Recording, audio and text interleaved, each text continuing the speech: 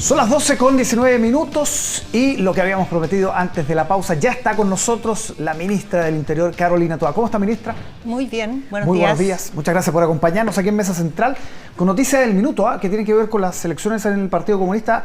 Bárbara Figueroa, secretaria general, deja de ser embajadora en Argentina, por lo tanto. Por supuesto, son incompatibles ambos cargos. Son incompatibles, sí. Bueno, mi primera oportunidad de referirme a este tema, y lo primero es felicitar a Bárbara y desearle suerte. Creo que es una persona que ha en su recorrido mostrado sus capacidades. Cuando ella fue nombrada embajadora, Álvaro, hubo varias personas que salieron a criticar este nombramiento. Y todos los comentarios que se han recibido de su desempeño en este periodo en que ha estado a la cabeza de nuestra embajada en Argentina han sido más que positivos, por su capacidad de diálogo, de tender puentes, de generar y profundizar, digamos, nuestra relación con Argentina, y yo espero que en esa misma línea sea su gestión a la cabeza de su partido. Y su sucesor o sucesora tiene que ser rápido, porque es una embajada prioritaria en Buenos Aires. Sí, pero bueno, es una discusión que habrá que dar ahora. El presidente con el canciller lo analizarán. Prioridad para la Cancillería. Vamos con la captura de líderes de Resistencia Mapuche Lafkenche, uno de los temas de la semana, y le queremos preguntar, ministra, hemos visto las audiencias, pero sabemos que hay más antecedentes. Queremos saber si hay participación de otros funcionarios, más detalles de las diligencias y lo que implica también, ¿no?, todo este operativo. Bueno, muchos detalles no podemos dar, pero sí podemos decir que esta investigación, en lo que reveló en relación a la participación de un funcionario activo y otro en retiro en el grupo, realmente no era un antecedente desconocido por Carabineros. Carabineros estuvo informado todo el tiempo del avance de esta investigación, y ese mismo funcionario ya hace varios meses atrás, a finales del año pasado, se le intentó trasladar porque había ya algunos antecedentes de conductas complicadas de su parte, en un momento en que se dieron de baja otros compañeros suyos que recibieron también denuncias por comportamientos irregulares. En esa oportunidad no se pudo hacer el traslado porque él recurrió a la Corte y ganó en la Corte, y después de eso la verdad es que presentó una licencia y no estaba, digamos, desempeñándose activamente, pero efectivamente los grupos que se dedican a esta agenda violenta y que se meten en el negocio o de las drogas o de la madera, manejan bastante efectivo y con eso pueden corromper personas, y entre ellos también policías. Por eso es tan importante lo que se ha avanzado el último tiempo en crear una unidad anticorrupción al interior de Carabineros, trabajo que tenemos que reforzar para identificar a tiempo cuando hay este tipo de situaciones y tomar las medidas del caso. Ahora, respecto al tema en general, la verdad es que este golpe, digamos, que se dio en esta investigación es parte de un avance muy grande que ha habido en el último tiempo en materia de persecución penal en la zona. Entre el año 2002 y el 2021 duplicamos las condenas que obtuvimos contra miembros de distintas, digamos, agrupaciones que se dedican a esta temática. Las más importantes son 6 en la zona, hay algunas otras más de menor tamaño. Solo este año hemos detenido 109 personas vinculadas a estas orgánicas y hemos avanzado este año, ya llevamos 123 condenas relativas a casos, digamos, de violencia en la macrozona sur. Y esto es también, no es casual, esto es producto de que se ha desarrollado una manera de trabajar entre la Fiscalía y las policías que hemos ido reforzando. Hemos entregado recursos para más profesionales para la Fiscalía. O sea, ha tenido varios profesionales adicionales, tanto los ríos, la Araucanía como la región de Biobío. Hemos entregado 8.000 millones de pesos para reforzar las capacidades policiales en la zona, no solo de Carabineros y la PDI, sino que también de Gendarmería, de Directemar, de aduanas, y todo ese esfuerzo va dando como resultado estos avances en las investigaciones. Ahora, ¿este es el mayor golpe, por lo menos lo que va de gobierno? Yo no diría eso, porque quizá el mayor golpe fue el descabezamiento de la CAM. Y cada vez que hemos tenido estos golpes, eso tiene un impacto inmediato en que hay una baja en las capacidades de actuar de estos grupos. Y seguimos trabajando también respecto de otras orgánicas en varias investigaciones que están en curso y que ahora además cuentan, Álvaro, que es muy importante, desde hace pocos meses las acciones que se han cometido en el último tiempo se pueden investigar con las nuevas herramientas que nos da la Ley de Crimen Organizado, que es una ley muy moderna, con herramientas nuevas, más intrusivas, con la posibilidad de tener agentes que estén trabajando en el terreno y que entreguen información para darle, digamos, más antecedentes a los fiscales que están a cargo de las investigaciones, y por lo tanto todo hace pensar que con estas herramientas adicionales vamos a continuar en esta senda, vamos a ir mejorando, digamos, esta curva que va en un término bastante positivo en estos año y medio que hemos estado en el gobierno. Ahora, en particular, esta agrupación, Resistencia Mapuche mapuche Lafkenchi, que es relativamente nueva, digamos, hay algunos descendidos de la CAM, en fin, se había caracterizado por la violencia de sus ataques, que habían dejado heridos, había dejado víctimas en toda la zona de conflicto, y sobre la cual tal vez había, por lo menos la percepción que queda desde acá, un poquito menos de información respecto a las otras. Por eso le preguntaba si este golpe significa también tener mayor conocimiento, mayor poder sobre un grupo que hasta ahora parecía como más difuso, más díscolo también, ¿no? Bueno, la verdad es que cuando son estos golpes, hay un momento noticioso, pero el trabajo que está detrás lleva muchos meses, incluso a veces años. A veces todos queremos resultados rápidos en las investigaciones, pero a veces tomarse un poco más de tiempo permite identificar las ramificaciones, los vínculos que tiene un delito con otro delito, o dónde está el mando, ¿no? Dónde están los líderes que encabezan los distintos grupos que actúan, y en este caso es una investigación que lleva tiempo atrás, pero este grupo quizá no es tan conocido en términos de opinión pública, pero sí es bastante conocido por quienes miramos de cerca estos temas, y la característica que tiene, Álvaro, que es bien preocupante, y es que se refiere a grupos que son muy violentos, efectivamente, escindidos de grupos con una tradición más política, con elementos más jóvenes, pero muy vinculados al tema de delitos propiamente tales, que la agenda política va perdiendo tanta importancia y va ganando mucho más importancia el tráfico, el robo de madera, el dinero, digamos. El dinero empieza a ser un gran movilizador, y eso hace también que la conducta es mucho más errática, porque no está dirigida tanto por una estrategia política, sino que cada vez más detrás simplemente del delito que es rentable. Claro, una de las cosas que golpeó fue la presencia de este carabinero activo, ¿no? Y uno en retiro que también colaboraba, y esa capacidad de estos grupos de cooptar, de apropiarse, de finalmente contratar, ¿no? Porque eso era, le pagaban por datos a este carabinero. Me imagino, usted decía, esta situación estaba en antecedentes de la institución, pero de todas maneras hay una preocupación especial respecto a que hechos como estos no se puedan repetir, digamos, filtración, inteligencia interna. ¿Qué se está haciendo ahí? Todo eso, inteligencia interna, hay una unidad anticorrupción, la ley, digamos, la política contra el crimen organizado es una política que tiene 10 pilares, y uno de ellos se refiere a combatir la corrupción que promueve el crimen organizado. Es una característica, digamos, del crimen organizado en todas partes, en gran parte por la cantidad de dinero que mueve, que tiene un gran poder de corromper los poderes del Estado, de corromper a los agentes que podrían controlar o que podrían denunciar. Entonces, esta mezcla de corromper con intimidar, porque eso es lo otro que hacen, ¿no? Amenazas. Entonces, con esa combinación construyen un cerco de impunidad. Entonces, vencer ese cerco de impunidad es muy importante, y eso es lo que hemos logrado, a pesar de que estos grupos desarrollan esas estrategias. Hemos logrado identificar en varias ocasiones carabineros involucrados, digamos, en actos de corrupción y tomar medidas. Hemos logrado, por primera vez en el último tiempo, que personas se atrevan a ser testigos en estos casos o denuncien cosas que en el pasado no denunciaban, como fue, por ejemplo, el robo de cosechas en los meses de verano, y que gente denuncie que está siendo objeto de extorsión.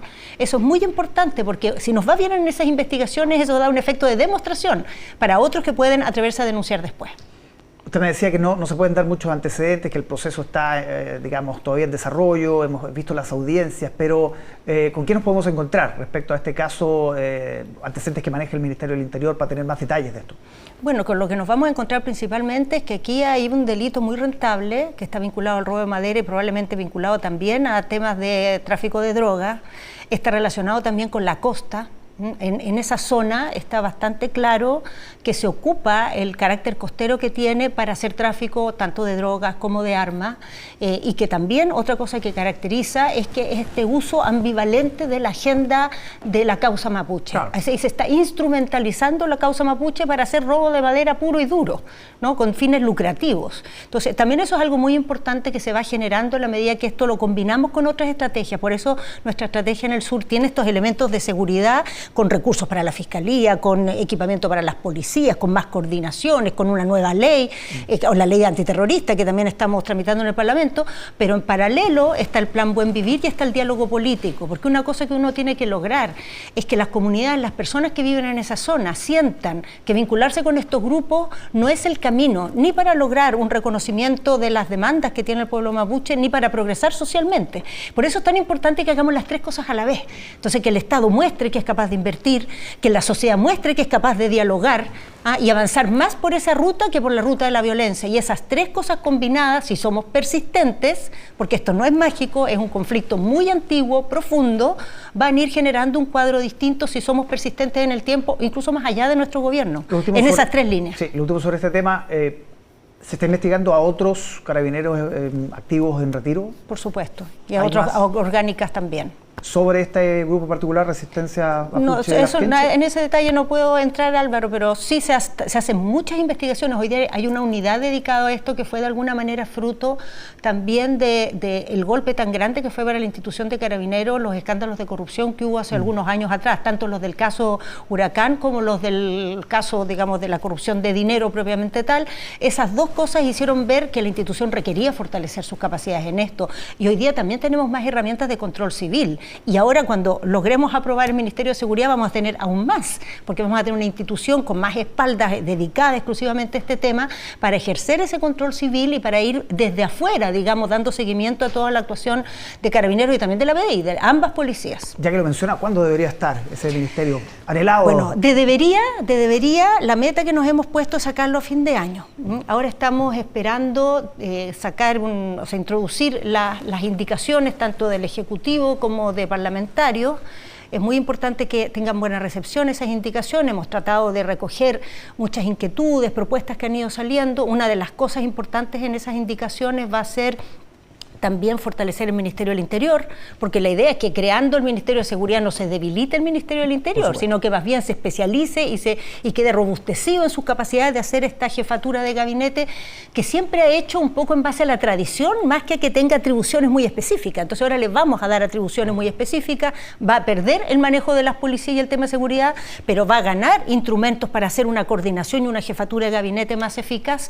Y yo espero que haya una buena recepción a esas indicaciones, que las otras que presenten los parlamentarios también generen consenso y que logremos en estos plazos despachar ese proyecto. Si se llegara a demorar, yo voy a hacer todo lo que esté a mi alcance para que tenga el mismo destino de otros proyectos en el pasado, ¿no? Que se entraban y después se empiezan a postergar y después se dejan ahí dormir. Eso no lo vamos a hacer. Ministra, hablemos del escape del líder del Tren de Aragua, ¿no? Que ha significado una alerta continental. Leía, por ejemplo, que en Perú se han reforzado mucho las fronteras para evitar que el niño guerrero, como se llama este personaje, ingrese a... ¿Qué se ha hecho acá en Chile? ¿Qué pasa con el tema de control de fronteras? ¿Qué pasa en particular con este personaje que, insisto, ya ha introducido sus tentáculos? Ya sabemos lo que pasa en Arica principalmente, ¿no? Con los gallegos. Sí, así es. Bueno, en Chile ha habido hace bastante tiempo ya, desde el año pasado, elementos ya propiamente judiciales que muestran vínculos de grupos chilenos con el Tren de Aragua. Los gallegos es el más característico. Eso significa, en el fondo, que al ser grupos vinculados, están apoyados y reforzados desde afuera, y por ejemplo con los gallegos, con los que se dio un golpe muy importante, se detuvieron 30 y tantas personas. A poco tiempo después se siguió la investigación y se detuvo otro grupo, más de 10 personas, porque esos lugares que quedaron sin ocuparse dentro de la banda rápidamente fueron reforzados desde fuera para seguir operando en Chile. La verdad es que nosotros estamos en el país en un refuerzo del tema fronterizo previo a este tema del líder del Tren de Aragua. Tiene que ver con la vulnerabilidad de nuestras fronteras que descubrimos ante la ola migratoria tan fuerte que hubo en los últimos años. Ahí como que el país tomó conciencia de que somos un país con un nivel de fronteras que nunca hemos atendido en toda su importancia. Por la forma que tiene el país, tiene muchas fronteras. O sea, en proporción a nuestro territorio somos el país que más fronteras tiene, entre las terrestres y las marítimas. Entonces, eso lo estamos cambiando ahora.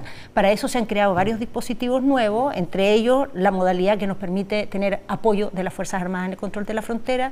Estamos haciendo también inversiones. Ahora estamos instalando todos estos puestos de observación fronteriza que van a ser un avance muy importante.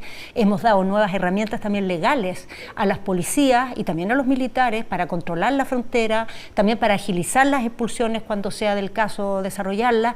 Todo eso nos tiene hoy día mucho mejor preparados de lo que estábamos hace un tiempo atrás, pero el país va a tener que ser persistente en esto. Hay una agenda que creo que son 24 puestos fronterizos que hay que remodelar y fortalecer.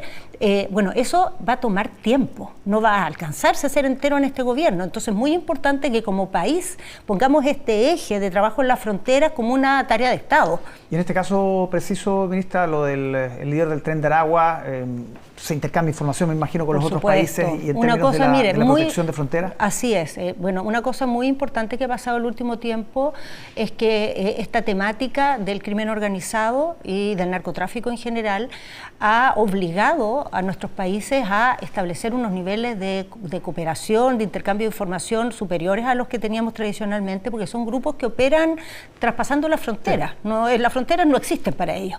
Y hoy día estas colaboraciones dan muchos frutos.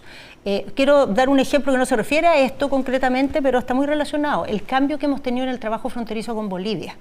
Después de tantos años en que era prácticamente un diálogo de sordos, en los últimos meses, en un trabajo que ha encabezado el subsecretario Monsalva con el ministro de Seguridad de Bolivia, hemos desarrollado una agenda de reuniones que se han hecho tanto en Chile como allá, ya vamos como en la 4ª reunión, y en esas reuniones se ha ido avanzando en varias materias que tienen que ver con el tráfico de automóviles, con el tráfico de migrantes, que tiene que ver con robos, que tiene que ver con intercambio de información, que tiene que ver con los datos policiales, que ahora hay colaboración para que los compartan. Entonces, todas esas cosas, cuando vienen momentos como este, nos dan, digamos, una espalda mucho mejor para detectar la posibilidad de que una persona como esta quiera ingresar al país y aprovecharse de nuestras amplias fronteras. Pero en concreto no hay ningún dato que apunte a la presencia del líder del Tren de Aragua en Chile. No tenemos datos de ese tipo y si lo tuviéramos, tampoco podríamos hablar de eso, pero no tenemos ningún dato que dar esa tranquilidad. Ministra, y la declaración del gobierno venezolano, ¿no?, que dice, no, nosotros ya desmantelamos el Tren de Aragua, ya no es problema, digamos, ya no es problema nuestro. ¿Qué le pareció?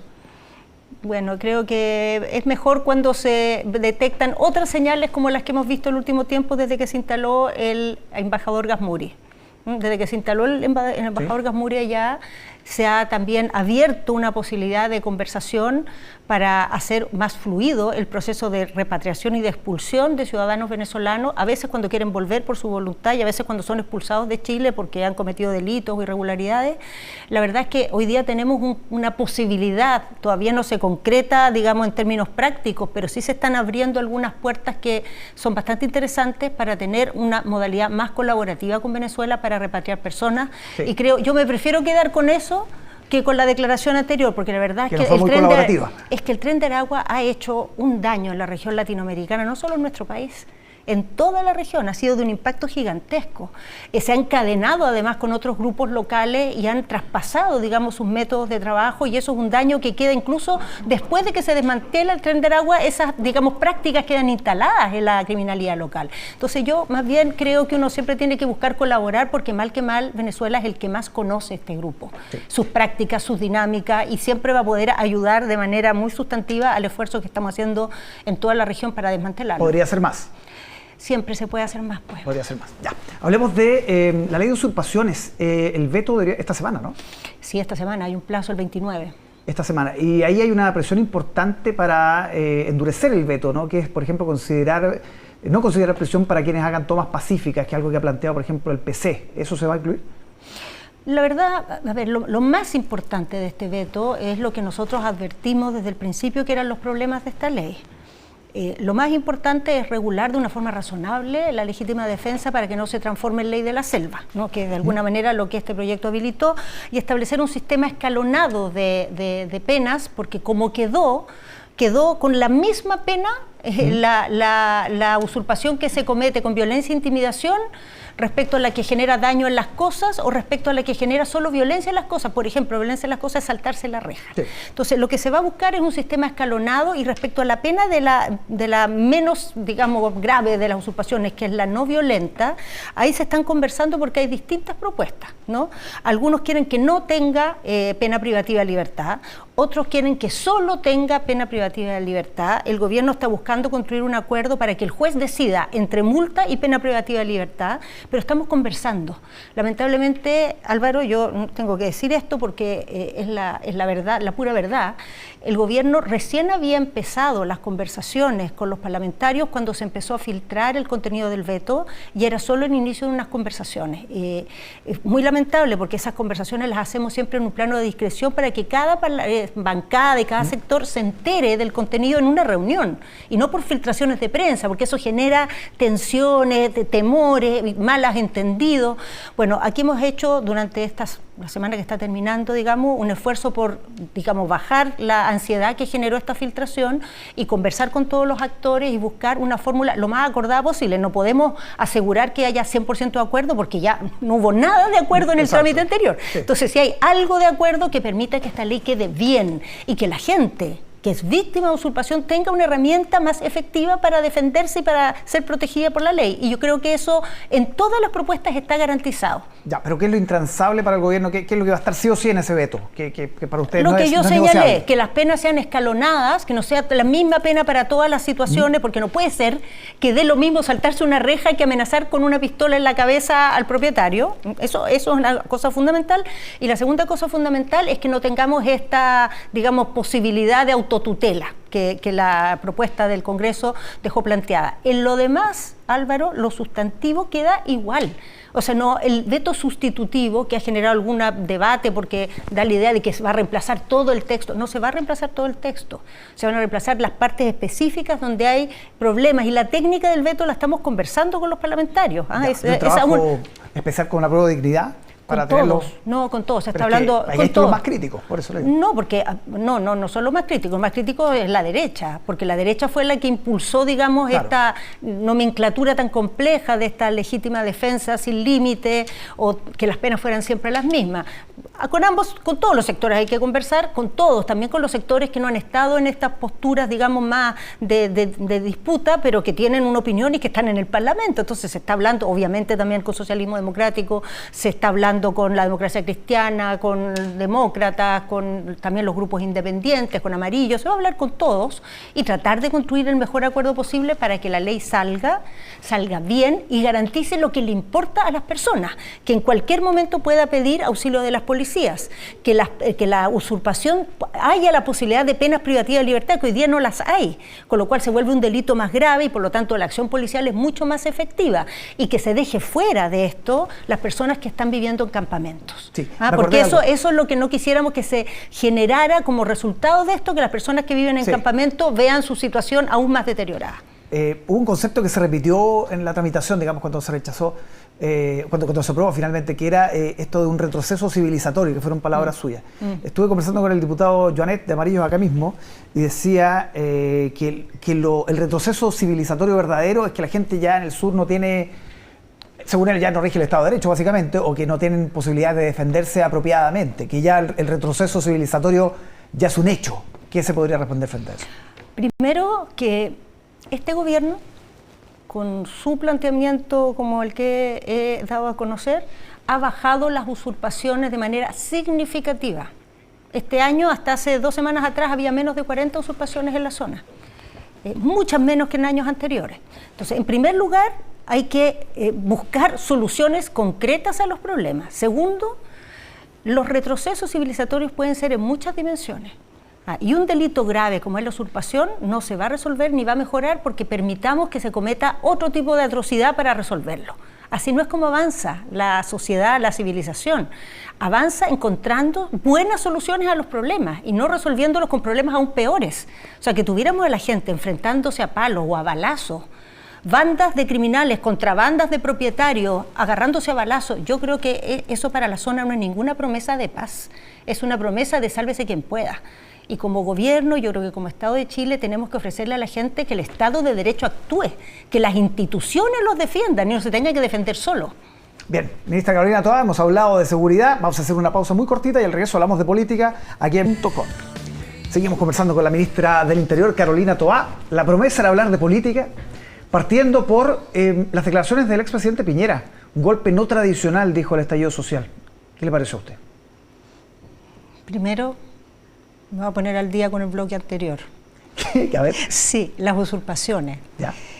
En el último año del gobierno del presidente Piñera hubo 227 usurpaciones, hasta el 20 de agosto. Ya. El año pasado, hasta el 20 de agosto, llevábamos 103. Este año llevamos 36. Esto no significa que este tema no hay que atenderlo, por eso, de hecho, estamos impulsando este proyecto. Pero lo que no se puede negar es que aquí se ha hecho un esfuerzo que ha bajado la incidencia de este delito, y no un poco, la ha bajado dramáticamente. un tercio respecto al año pasado y el año pasado la mitad respecto al año anterior. Datos respecto al presidente Dicho Piñera. eso, el golpe no tradicional. Pucha, ¿qué quieres que le diga? Yo creo que en Chile se ha generado una escuela en que no solo participa el expresidente Piñera, lamentablemente ha sido bastante transversal, de inflar el lenguaje y parece que todo es igual a todo. Los golpes de Estado consisten en ir y asaltar el Estado y tomárselo. Aquí el Estado no fue asaltado y nadie se lo tomó. Lo que hubo fue una revuelta en las calles, con mucha violencia, pero eso no es un golpe de Estado. Un golpe es usurpar el gobierno. Eso es un golpe de Estado. Y en Chile no se usurpó el gobierno. Ahora, ¿se quiebra un poco esta buena relación que venía teniendo con el presidente Boric? Para los 50 años estuvo muy presente. Espero que no, porque creo que lo que se logró, creo yo, más que no lo pondría tanto en la buena relación, como en la congruencia, digamos, confluencia en ciertas definiciones básicas que yo entiendo que el presidente Piñera mantiene, en el sentido de que se debe evitar a toda costa cualquier situación que vulnere la democracia, que se debe evitar a toda costa que se vulneren y no se respeten los derechos humanos y que se debiera hacer un mandato transversal en la política chilena. Son unas maneras de definir un periodo de nuestra historia que ocupa términos que yo creo que no son adecuados, pero espero que no cambie y no creo que cambie estas otras definiciones. No, pero buena relación, lo invitó a Paraguay. Sí, pero es que no quiero poner el acento, digamos, en la relación personal. Quiero poner el acento en ciertas definiciones políticas que son importantes y que dos mandatarios, aunque no se tengan simpatía, pueden coincidir en eso y eso es más importante para el país que la simpatía personal de ellos. ¿Y no los dichos sobre el golpe no tradicional no quiebran eso, dice usted?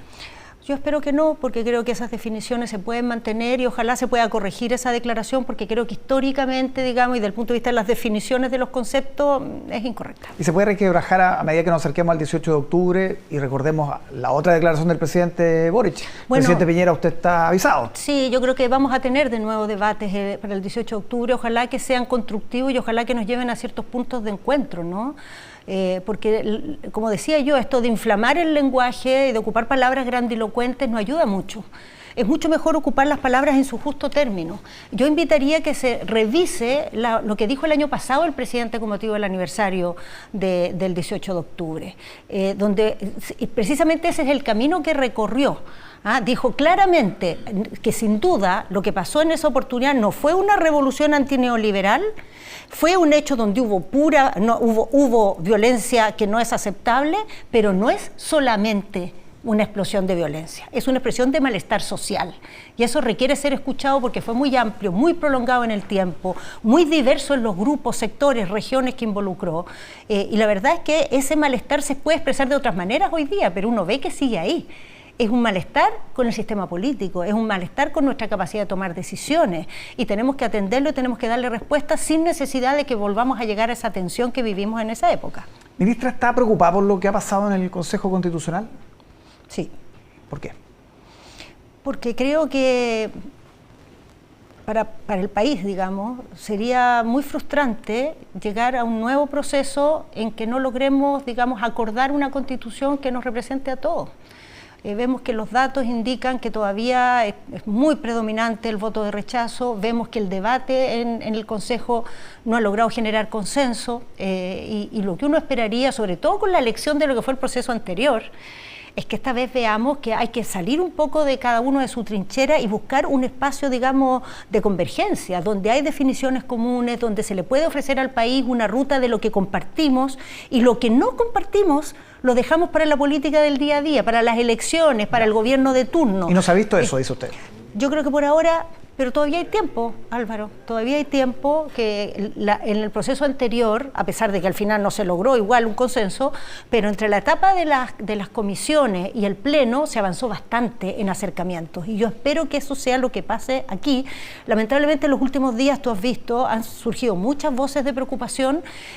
Yo sé que desde el sector republicano han tratado de decir que es el gobierno el que está, pero las voces de preocupación han sido de muchos sectores. Han sido voces de preocupación del sector parte de los grupos que estuvieron en el rechazo la vuelta anterior, como los amarillos con Christian Barken, o los demócratas con Matías Walker o la senadora Rincón, o gente propiamente de Chile Vamos, como por ejemplo la alcaldesa de Providencia. Entonces creo que la verdad es que hay varios sectores que están preocupados y creo que hay todavía espacio para recoger esa preocupación y construir un camino de convergencia. Ojalá se aprenda de la lección del proceso anterior. ¿Usted siente que los republicanos han pasado máquina, que han sido identitarios, que han ¿sabe tenido qué? los mismos pecados? No voy a ocupar ninguno de esos términos, usted lo ocupó. No los voy a ocupar porque ¿sabe lo que quieren los republicanos? Quieren que esto se transforme en una pelea entre ellos y el gobierno. Y nosotros, ¿qué es lo que queremos? Que se transforme en una reflexión del país para construir un acuerdo. Entonces no vamos a alimentar esa pelea que es la típica que deja a la gente mirando un partido de ping-pong, para allá y para acá, y ellos no son parte. Lo que hay que hacer es involucrar aquí a las personas y que todos sintamos que este proceso es nuestro.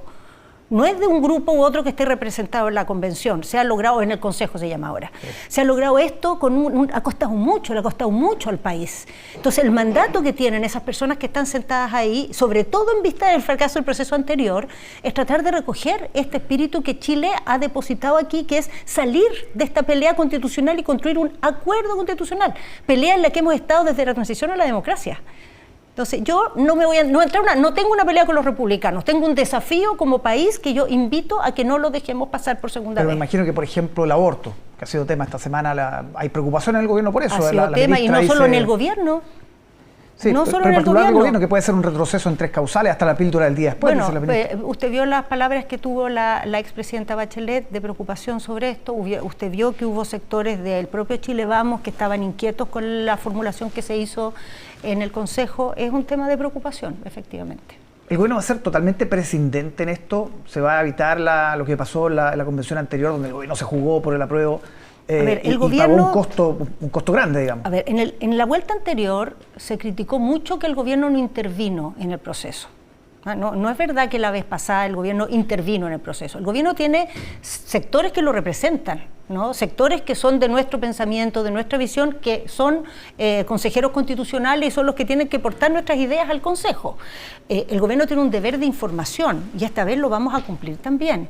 La vez pasada fue muy cuestionado que el gobierno informara, esta vez también el gobierno va a informar. ¿Pero se van a mandar a imprimir propuestas de la nueva Constitución? Por supuesto, se van a imprimir textos para que la gente lo conozca, independientemente de que podamos tener distinta, digamos, opinión de este texto respecto al anterior, nuestro rol de información es el mismo. Ahí tenemos que cumplirlo en cualquier caso.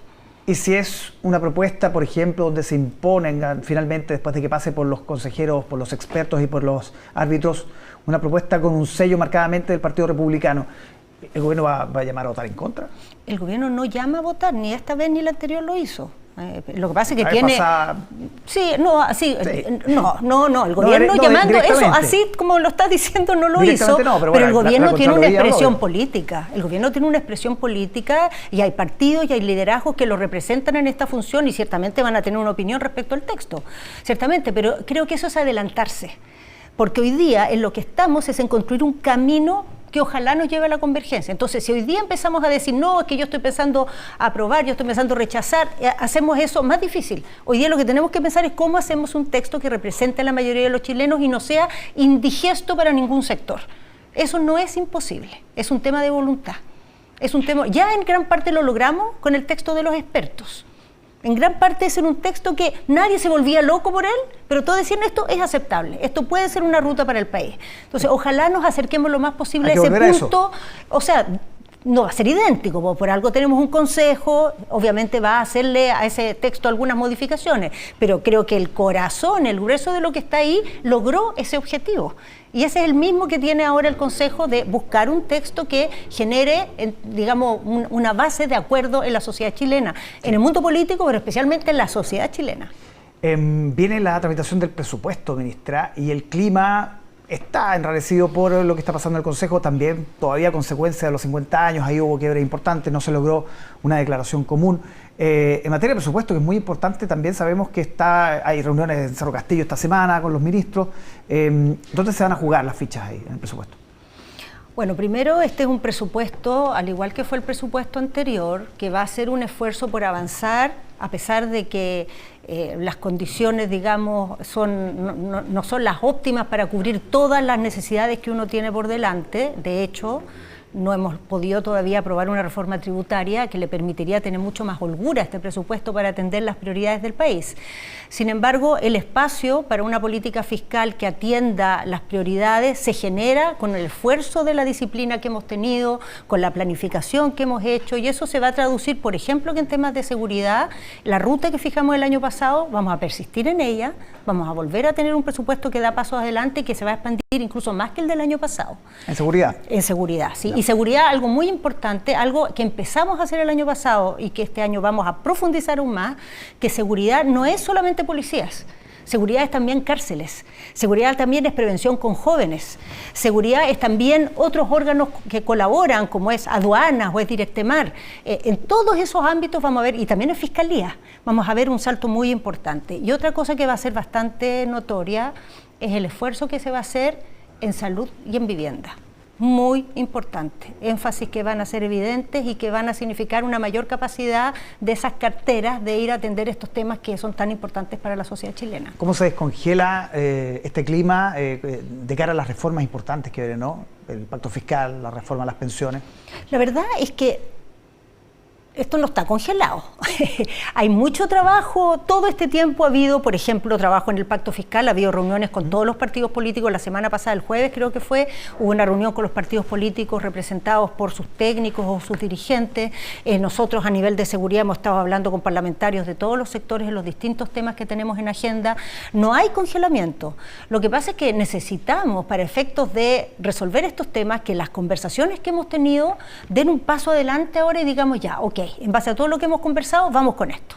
Y yo creo que en reforma previsional, en el ámbito, digamos, del pacto fiscal, a nivel de la discusión del presupuesto, es muy importante que los debates que van a continuar no impidan que avancemos en lo sustantivo. Y yo creo que en el presupuesto, en lo sustantivo, va a ser un presupuesto responsable, con las prioridades bien planteadas, que va a hacerse cargo además de la experiencia de este año del caso convenio, haciendo una serie de ajustes y mejorías y saltos muy importantes para hacerlo aún más transparente, aún con mayor capacidad de control de cómo se ocupan los recursos.